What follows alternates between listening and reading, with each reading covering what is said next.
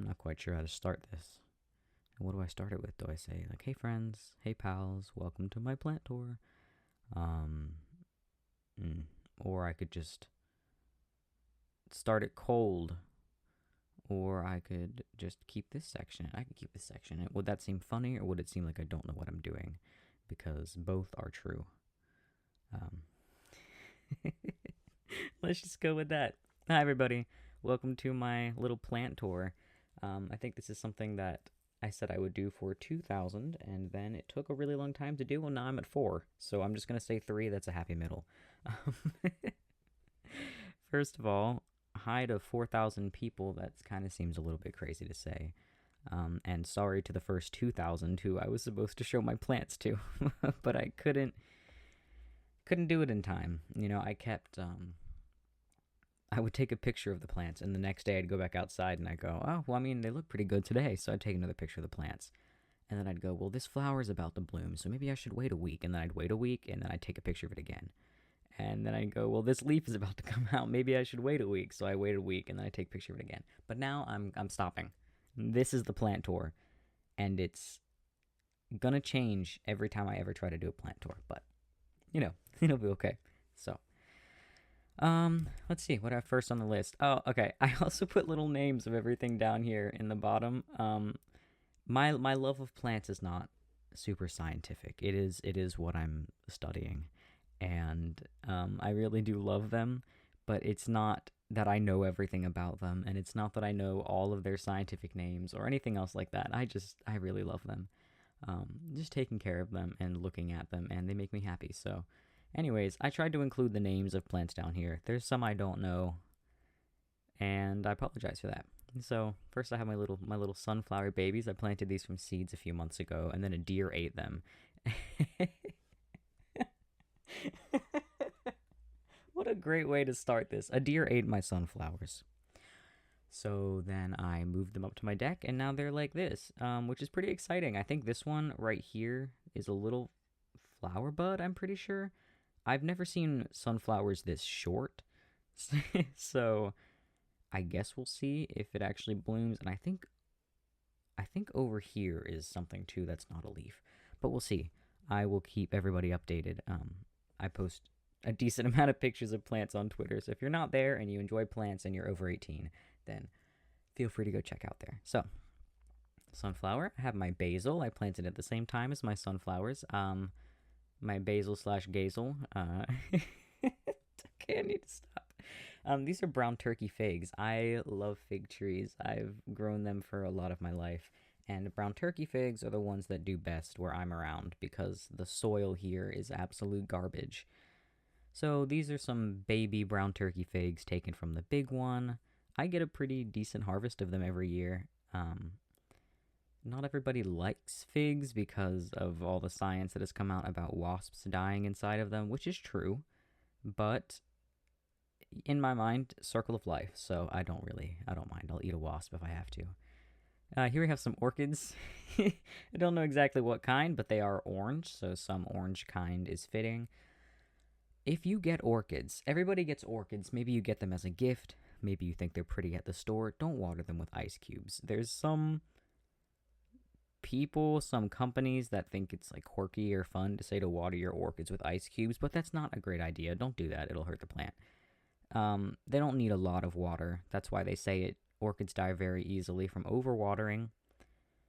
Look at this little sad flower here. The rest of them are beautiful though, so hopefully you can ignore that one sad flower. Anyways, I water my orchids maybe about once a week, and I have them in very well draining soil. Well, I don't have them in soil. I actually have them in moss and on some rock. Orchids don't need soil. This wasn't supposed to be a plant care video, but that's kind of what I know what to talk about when it comes to plants. Anyways, don't water your orchids with ice cubes. Pretty please. Let's see.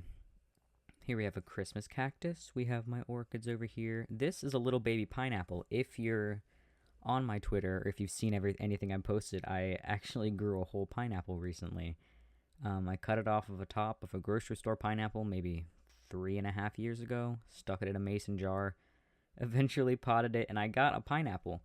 Like an edible pineapple. I ate the pineapple, and this is one of the pups that came off of the plant. So now I'm starting this just like its parents, and it's sitting in a tiny little mason jar. This right here is some kind of succulent that I got in a subscription box. I don't know what it is, so I didn't include it, but it's there. Here's a little fiddle leaf fig. Bought it from my grocery store for $8. It's doing okay. Turns out the secret to fiddle leaf figs is to ignore them and not give them as much water as you think. And ever since I started ignoring it, it's given me these 3, 4 beautiful leaves. So I think she's doing better. I think I'll figure it out.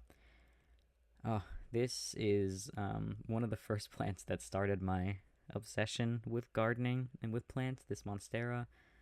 I bought it from a local Amish farmer in my community, and it was just one little leaf, and now it's become a million leaves, and it's my absolute favorite plant. I have all of my plants have names. I don't remember their names a lot, so they all have popsicle sticks in their pots that say the names I've given them.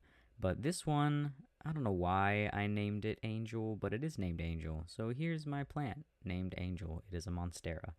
This is one of the oldest leaves I have on the plant, but one of the reasons this plant tour took so long is because I wanted to show you the baby leaf that was coming out. So they start out as these little sections. I don't know if you can see where my cursor is. On the back of the main leaves, they kind of branch out from that, and then they grow this stem, and then the leaf unfurls. So this took maybe, I'm going to say maybe a month to do the entire leafing process from the little start all the way over to here. But it's absolutely beautiful.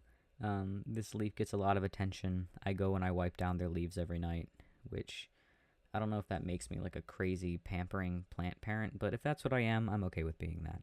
So here's my new little baby leaf. You can blame how long it took this plant tour to get out on this leaf, but I'm sure it won't mind being blamed.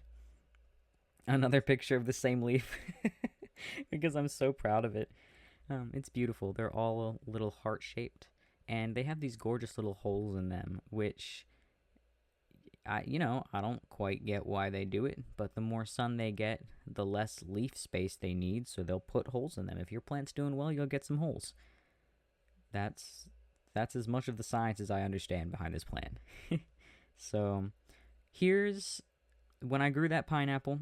This is the top of that pineapple. I chopped it off just like its parent, and I stuck it in a mason jar. So we'll see if in a few years I have more pineapples. This picture is maybe from a few months ago. I was given these 2 larger spider plants from a friend who was moving.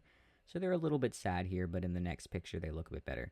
So 1, 2, 3 spider plants. I'll talk about these later. Wow, that was, sorry for that noise. We have the spider plants here. They're doing a lot better. This one has a little cut. I don't quite get it. If you haven't seen a spider plant, they put out these little shoots that have mini versions of the plant on them, and it's pretty adorable.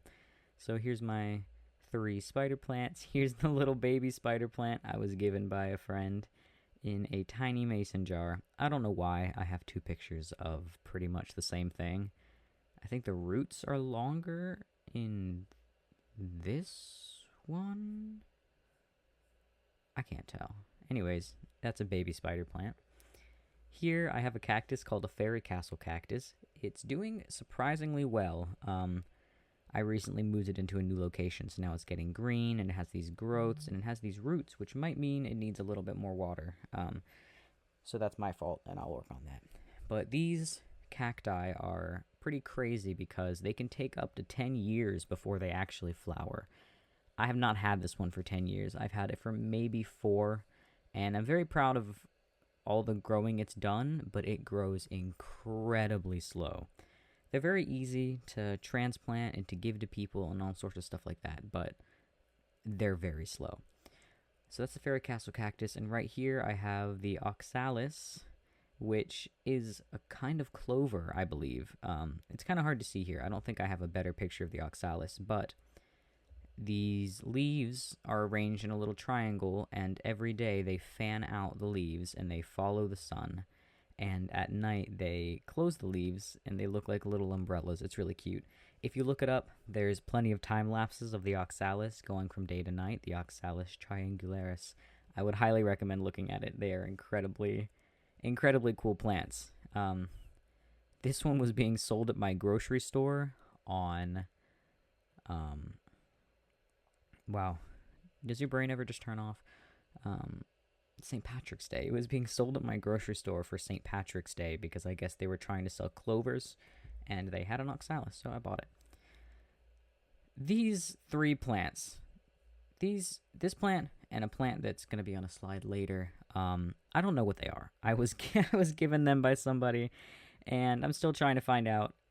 This looks somewhat related to aloe. It also almost looks like a kind of snake plant, but the plant identification app I use sometimes is telling me that all three of these plants are aloe, which is not right. So maybe aloe, maybe snake plant. I'm learning how to take care of it. It's doing better than it was when I first got it, but you can see it's still got these dead ends, a few little bruises, one dead leaf. Doesn't make my plant skills look very impressive, but I'm learning how to take care of it. It's really cool. It's very rough. These little spots right here, it's very interesting to touch if you're into stroking plants. So this is a kind of snake plant. A snake plant is also called a sansevieria, so that's why that's down here. This plant is pretty special to me because it was given to me the day I came out, so many years ago. But it's a very slow-growing plant. These little ones down here that have these edges and that are pretty short, those were clipped when the plant was in the store. Because with this plant, if the tips of these shafts, that's a word choice, if the tips of these are damaged, then they won't keep growing. So these ones down here are pretty short, but you can tell that this one right here is maybe like 6 inches long. It just keeps going. And then it shot out this arm, I don't know what to call it, and it's growing another one over here, another snake plant. So I'm very proud of it. It's doing very well. Right here, this is some kind of succulent that looks like grass. I put it in the plant identification app, and first it told me it was grass, and then it told me it was aloe, which is not right. So it is labeled as something here. I'm not sure what it is. If any of you know what these plants are that I'm unsure of, I would appreciate if you'd let me know what they are. Over here, a little bit harder to see, is a single euphorbia cactus. I think it's a euphorbia. It doesn't have many leaves. It did in the past, but right now I don't think it's in the best spot it could be in. I'm trying to figure out where it should be, but I'm pretty sure it's a euphorbia. What else? So I have this fern. It's not actually a fern, but I thought it looked like a fern when I first got it, so his name is Senor Fernando. He is a spineless yucca. Over here, a very typical aloe vera plant. I have it to use when I get sunburnt. Here I have a couple golden pothos, or whatever you call it. They actually sit up here on top of my fridge, and they are maybe about 15, 20 feet long. They're not very thick, they're just long, and they're doing well. They have a little bit of variegation, they're very beautiful, and I'm very proud of them. I think they make a good decoration down my staircase, I guess. They're pretty fun. I used to do plant design for theatrical shows. I used to help put plants into theater, if that makes sense. Like sets, I would look up the historical plant usage and help, make convincing sets. Anyways, the point is, these plants were used in a couple different shows because Pothos is pretty universal. But they're so big, you kind of have to carry them bridal style. You have to have the pot in one hand and then have them laying across both of your arms, draped across your shoulders. It looks pretty amusing, but these two plants are pretty special. So now we're moving on to the more outdoorsy plants I have. Those were most of my indoor ones, or at least the indoor ones that I took pictures of. So this is a potato. They came from the grocery store. We're getting a little green, so I shoved them in the ground. And now I have this little field of potatoes, and they're flowering. So in the same little garden plot, I have this unidentified squash. I don't know what it is. I didn't plant it. It showed up. But these flowers make me think squash. The vine makes me think squash or some kind of gourd or melon. But the flowers, I'm 99% sure this is a squash. Like I said, I have no idea where it came from. And it actually moved over next to this little section here that's reaching out, went over to my potatoes. And now there's a squash next to my potatoes. Um, an unidentified squash. I planted a watermelon right where it is, and I think it choked out my watermelon. Unless that is a watermelon, and I don't know what watermelon flowers look like. But, well, actually, these leaves are different than these leaves. But that is a squash flower there. So maybe it's like wrapped around, it's combined with my watermelon or zucchini or whatever in the world is planted here. I don't know. Here's some tomatoes. You know what a tomato is. Here's a potato. I just took a picture of it because apparently it's growing so many potatoes it decided it had to put some above the ground, which, that makes me excited to harvest them. So here's another another plant I harvested. It's some lavender. I have this massive lavender bush. Here's a little bee hanging out, a little bee friend. So I harvested pretty much an entire Walmart bag of lavender. Just, I don't know. I don't know what I was going to do with it. I've used it in tea. I've made these like lavender, lemon, Earl Grey cookies. It's been delicious. I've made lavender lemonade. But I don't know what to do with it because I have so much lavender now. I don't know what to do with this much lavender. I have a few plates of lavender that's completely dried now. These are some old pictures. In the room I record in, I have lavender hanging from the ceiling in bundles, and I don't really know what to do with it anymore. So yeah, there's my lavender.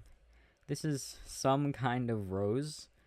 I was given it as a gift a few years ago, and it lives outside now. And it didn't put out flowers this year. Maybe because it's the first year it's lived outside, but it's doing okay. It's got a couple little native flower friends down here in the bottom. Some little ground cover, a little clovers, a little bit of grass. I'm just letting them all live in that pot. They can be buds. They can fight it out. Okay. So the remainder of this plant tour is just lilies. If you've even looked at my Twitter, I love lilies. I have a lot of lilies I really enjoy. So, the rest of it is just lilies. This is a daylily right here. A very classic lily. I love them. As you can see, there are fields of them. They're so gorgeous to me. And they're actually edible flowers. They taste a little bit sweet. They don't have any of that bitterness that you find sometimes. I mean, you probably shouldn't go eat unidentified flowers, but if you happen to go eat unidentified flowers, do your research. Daylilies are safe. At least these daylilies. I don't want to speak for everybody. If someone dies from eating random lilies, I don't want to be at fault. But these specific daylilies are safe. You can bread and fry them and have fried daylilies, which is okay. I did it. It tastes mostly like fry, but the point is that they're edible. So if you need a food to be the catalyst for a fried dish, you can do daylilies. And if you ever do roasted vegetables or something like that, you can toss them on a tray with a little bit of oil, salt, pepper, something like that, and apparently you can eat them. I haven't done that. I fried them because it seemed funny to fry flour, but I haven't tried incorporating them into my daily food. Now over here, I don't know what this is. It's a daylily, but it looks like it has grown 3 concentric daylilies. So I've called it a mutant daylily. I don't know what it is, but it's such a cool flower. I've spent, I'm going to say maybe like 2 hours just sitting and staring at this plant because I don't know what it is. Maybe it's some kind of lily I've never seen, but we definitely didn't plant it. So maybe it's a mutant daylily. Maybe it's a daylily that like bred with an Asiatic lily. I'm not quite sure. But I think it's a super cool flower. They look pretty crazy. Next, we have the Asiatic lilies. These lilies are the loves of my life. I love Asiatic lilies so much. They're so complex and they're so bright. And it's kind of like orchids where the different colors and fashions of these lilies all have their own names. I don't know them. I don't know what they are. Um, Many years ago, I was given a random bag of flower bulbs, and I chucked them in my garden, and they were Asiatic lilies, and that sparked my love for them. So these are the primary ones I grow. They're very bright pink. I love this green and white center. These stamen are just huge. They have so much pollen, and the little crinkles on the ends of their leaves are just they're gorgeous. I love them. They have these little spikes in them. I don't know what they're for. I don't quite get it, but I think they look really cool. So, Asiatic lily. Here's more Asiatic lilies, except these ones are a lighter pink color. I think I only planted one kind of bulb of Asiatic lilies. So maybe someone else in the area planted these around here, but they I look at them all the time. I love them. And then right next to these Asiatic lilies is this one white Asiatic lily, and I'm pretty sure they're all Asiatic, but this one is one of my favorites. These little yellow spots, and you can kind of see like where the bees have tracked pollen around it. It's really cute. The bugs really love these lilies, and it almost makes me think of a wedding dress or some kind of clothing with these little wrinkles. It's like white satin. But anyways, those are my favorite flowers I have growing.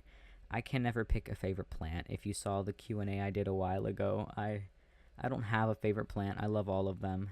I just love taking care of them. I like seeing them grow. I like the science behind them. And I like how much they do for people. I mean, not to go into like hippie mode on the boyfriend ASMR channel, but like I think working with plants and trusting them and embracing them and what they can do is going to be important for the future. So that's why I'm here, and that's why I love them, and that's why they are what I devote most of my time to. So I think that's the end. I think that's the end of my little plant tour. It's obviously not every plant I've ever had, and I had to pick a time to stop, because if I didn't, this plant tour would have never ended. I just kept taking pictures of random flowers I saw out on the street. I was like, well, these aren't technically mine, but they're gorgeous, so I want to share the pictures. I kept waiting for flowers to bloom and leaves to grow. But, at some point you have to stop. So this is where I'm going to stop. I drew a little bouquet for all of you, all 4,000 of you. I could not possibly draw 4,000 bouquets on this little tiny screen, but if that was possible, I would have done it. So I hope you guys enjoyed my little plant tour. I'm very excited to have all of you see something that I devote so much of my time to, and something that I'm so passionate about. Obviously, I'm passionate about being a hopeless romantic on the internet, but my plants are something that are really, really important to me. So I guess that's where I will cut it, and I will see you all next week for a good old... Well, I don't know what the audio is next week yet. Oops, I'm not that far ahead. Not that far out thought ahead. You know what I'm trying to say. I don't know what next week's video is, but it'll be back to your routine fake boyfriend ASMR. So enjoy your week, and thanks again to everyone who has decided to support everything I do.